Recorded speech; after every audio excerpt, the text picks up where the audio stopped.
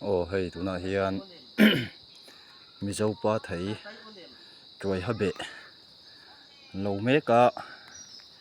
hay chuối hấp bể rõ nem khóc mày rõ hi đuổi anh là min tộc là vợ rõ liền thà hi chú liền về khóc mày hay tiếng gì thế cụt tụm tiệt về là gì apple po ăn khóc mày hay rõ về chú đó này hay chúng lắm ạ thế chuối hấp bể mi dâu pa thấy nè hay lồn nó hi sáng chào vâu vâu khóc mày cú lấy nè lẻo lắm ạ hiền bố về lấy nè hay rõ về chút mày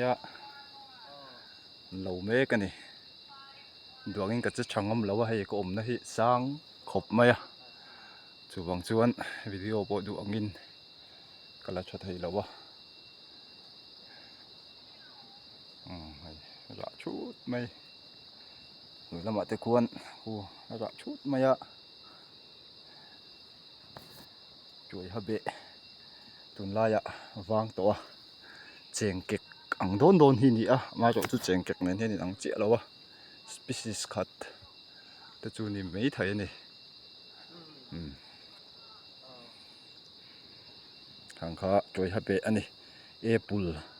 apple nên hiền anh ăn khóc mấy xếp phim xí mà chú tê sẽ rồi chú